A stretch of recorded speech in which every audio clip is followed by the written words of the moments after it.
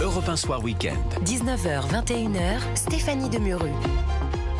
La fête des Lumières à Lyon, revisitée par le mouvement écologiste Les Soulèvements de la Terre, eh bien, ça donne des messages à caractère haineux envers la police notamment et envers des partis politiques comme le Rassemblement National. Des messages projetés sur les façades du musée des arts de la ville. Le public a pu lire notamment « La police blesse et tue, non à l'état policier, la violence policière est partout » ou encore Sainte-Soline. Alors on rappelle quand même que la fête des Lumières, ça découle d'une tradition catholique visant à remercier la Vierge Marie, protectrice de la cité, chaque 8 décembre en déposant un lumignon à sa fenêtre. C'est une fête magnifique à Lyon.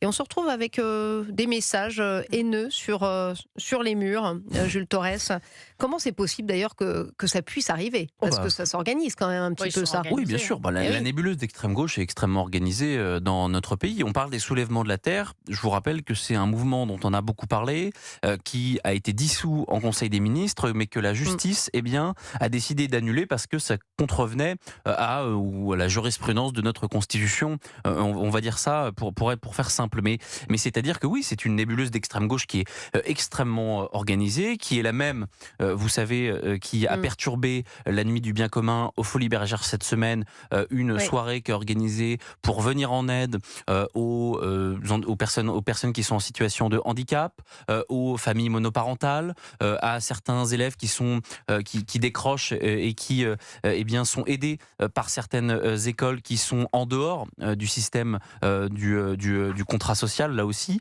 Donc voilà, c'est cette nébuleuse d'extrême gauche qui veut s'en prendre à deux choses. D'abord, objectivement à l'héritage chrétien de la France, parce qu'on voit très bien que la fête des Lumières est attaquée. Ça n'a peut-être pas été choisi par hasard, c'est pour ça que je rappelais l'origine de cette fête. Absolument, vous avez raison de le rappeler, donc évidemment c'est l'héritage chrétien de la France, et puis c'est surtout que si cette extrême gauche n'agit jamais, elle n'existe plus. Vous savez, elle a besoin d'un opposant, d'un ennemi pour exister, donc c'est aussi pour cela qu'ils font ces actions d'agite-propre, et je pense que la question de la dissolution des soulèvements de la Terre va devoir se reposer, parce qu'il va falloir arrêter avec cette nébuleuse d'extrême gauche. Oui, et on rappelle quand même Sarah Salman, Gérald Darmanin que ça avait été les démarches nécessaires, me semble-t-il. Et rétabli par le Conseil d'État. Le Conseil d'État avait annulé cette dissolution, et ce qu'il faut regarder, c'est la motivation du Conseil d'État, puisque le Conseil d'État avait estimé qu'aucune provocation à la violence contre les personnes ne peut être imputée au soulèvement de la Terre, et que ce n'était que des provocations à la violence contre les biens qui ne justifiaient donc pas cette dissolution. Quand on dit la police tue, à mon sens... Après Sainte-Soline, c'est ça. Oui, mais c'est... je ne sais pas ce qu'il leur faut. Je vais regarder la date, mais oui, à mon sens, je crois que c'était après Sainte-Soline. Bien sûr que c'était après Sainte-Soline. Donc en fait, ils ont considéré qu'il n'y avait pas, ils considèrent qu'il n'y a pas suffisamment de violence. Pas envers les personnes, mais quand vous écrivez « la police tue », qu'est-ce qu'il vous faut de plus ? Et je ne sais pas si vous avez entendu la réaction d'Éric Coquerel aussi. On va l'écouter. Ah d'accord. Merci Sarah. C'est assez vieux que, comme le monde, j'allais dire, ou en tout cas comme la démocratie, qu'à certains moments, des banderoles soient apposées dans des lieux publics pour exprimer une opinion. C'est une opinion, la police tue ? Oui, c'est une opinion. On peut ne pas être d'accord, mais c'est une opinion. Généraliser, dire la police tue, c'est une la opinion. Question, vous me demandez est-ce que c'est une opinion ? Vous ne me demandez pas si je suis d'accord ou pas avec. C'est une opinion de dire que la police tue, la police blesse. Je ne vais pas les condamner. Non, je ne vais pas les condamner. Je pense que peut-être qu'on peut estimer que c'est pas lieu. Peut-être qu'on peut estimer, les organisateurs peuvent estimer que la fête des Lumières est ainsi instrumentalisée. Ça, c'est autre chose. Mais sur le fond, alors moi, j'écrirais pas la police tue. Je dirais certains policiers tuent de manière. Ah, mais c'est très différent. Oui, non, mais je vais vous expliquer, parce que le fait que la police tue, c'est un fait, la police peut tuer. La question, c'est de savoir à quel moment, on va dire, elle le fait de manière légitime. Une notion de l'opinion qui est toute relative, Éric Coquerel, parce que pour moi, la police tue, ça s'appelle une affirmation. Enfin, c'est un cours de français, c'est une affirmation. Sinon, on dit je crois que... C'est une affirmation qui est fausse. La police ne tue pas. Si M. Coquerel, demain, est attaqué, il sera le premier à appeler la police pour être protégé. La fonction de la police, c'est la protection des citoyens. Donc, voilà, c'est simplement faux. Jules Torres. Ça me fait toujours sourire quand ces gens qui passent leur temps, l'essentiel de leur carrière politique, à vous dire qu'il ne faut pas faire d'amalgame, quand eux-mêmes amalgament. C'est-à-dire qu'il ne reprend pas la police tue, Éric Coquerel, mais c'est pour paraître un petit peu comme Jean-Luc Mélenchon lors de cette audition à l'Assemblée nationale, comme quelqu'un d'extrêmement sérieux, comme quelqu'un d'érudit, qui parle calmement, pour masquer sa propre radicalité. Éric Coquerel, ça fait des années qu'il manifeste avec des gens qui crient que la police tue, que tous les flics sont des salauds, qu'un bon flic est un flic mort.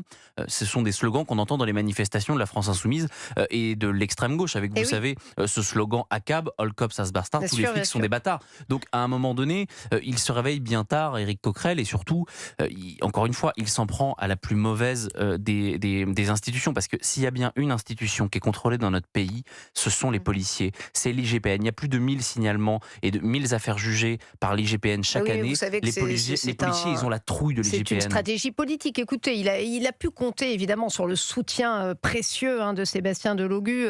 Alors, je ne sais pas que je rêvais de parler de Sébastien Delogu, mais il est quand même candidat au municipal à Marseille. Donc voilà, sa parole est écoutée là-bas. Il a certains fans. On l'écoute, Sébastien Delogu, sur la police également. Le combat qu'elle mène, ça doit être celui de toutes et tous ici dans cette salle. Parce que oui, c'est vrai, ça les fait criser quand on dit que la police tue. Mais la police, elle a tué son frère. Vous les entendez, hein? Ils viennent, ils nous disent que ce que nous disons, ce n'est pas la bonne chose, que c'est pas vrai. Mais vous n'avez pas à nous faire de leçons. Nous, on réclame une police qui nous protège, pas qui nous tue. Non, mais vous vous rendez compte de ce discours? Alors là, en l'occurrence, il s'exprimait pour son premier meeting de campagne. C'est pour ça que malheureusement, c'est important de l'écouter. Il y avait dans la salle Assa Traoré et Emmanuel Bompard. Assa Traoré, vous vous souvenez, cette affaire Traoré, donc il s'adressait à elle. C'est à Assa Traoré à qui il parle dans cet extrait, quand il dit il a tué ton frère, dans une affaire qui est objectivement, qui pourrait mériter une heure de débat sur Europe 1 sans aucun problème. Et d'ailleurs, cette heure de débat a déjà eu lieu. Tous les rapports d'expertise de cette affaire Adama Traoré montrent que les policiers n'ont pas forcément peut-être bien agi, mais que dans ce genre d'affaires, il y a une instrumentalisation politique, évidemment, il y a une instrumentalisation marketing, évidemment, de la part de sa sœur. Il est dans un meeting de campagne, là, quand même. Donc évidemment qu'il est dans un meeting de campagne. Ils appartiennent toutes, encore une fois, à cette nébuleuse d'extrême gauche, à la nébuleuse islamo-gauchiste, à la nébuleuse décoloniale, à la nébuleuse, on peut l'appeler par attention, vous allez avoir un cours d'histoire de Jean-Luc Mélenchon. Non seulement je vais avoir un label, mais je vais avoir un cours d'histoire de Jean-Luc Mélenchon. Mais on voit très bien la stratégie qu'opère Sébastien Delogu. Il est actuellement entre 15 et 18% dans les sondages à la mairie de Marseille. Mais c'est énorme. C'est énorme. Mais vous savez, quand vous regardez, je trouve ça énorme. C'est pas pour insulter les Marseillais que j'adore, mais voilà, il y a une partie à Marseille entre les quartiers qui sont gangrénés par l'islamisme et les quartiers qui sont gangrénés par le narcotrafic. Ça fait beaucoup d'électeurs de la France Insoumise. C'est quand même ça qu'il faut dire aujourd'hui. Alors ça va peut-être pas leur plaire, mais c'est ce sujet-là, et c'est d'ailleurs pour ça qu'il mène cette campagne, qu'il les mène avec ces mots. Je vous rappelle que Sébastien Delogu, il y a une semaine ou deux, a interrogé sur notamment la DZ, au moment où un enfant, un futur gardien de la paix était tué parce que son frère est militant anti-narcotrafic. Vous parle de la DZ comme si c'était un sur les mot réseaux sociaux, qui était complètement aléatoire, alors que le premier gang de Marseille, c'est la DZ Mafia.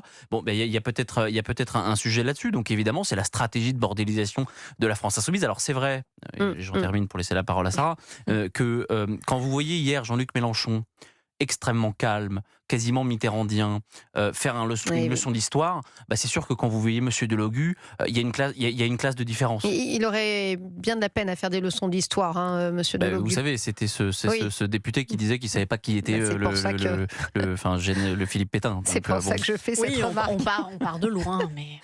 Donc bon. Non, mais je pense que les soulèvements de la terre, puisque normalement ils sont censés faire de l'écologie, c'est quand même pour cela qu'elles ont été créées, ils font tout sauf de l'écologie. Donc je pense qu'on pourrait aussi refaire une procédure, parce que là je pense qu'il y a quand même des atteintes aux personnes, en tous les cas, je ne sais pas s'il y a eu des blessés, mais quand vous balancez ce type de slogan, quand même vous incitez, à mon sens, à la violence.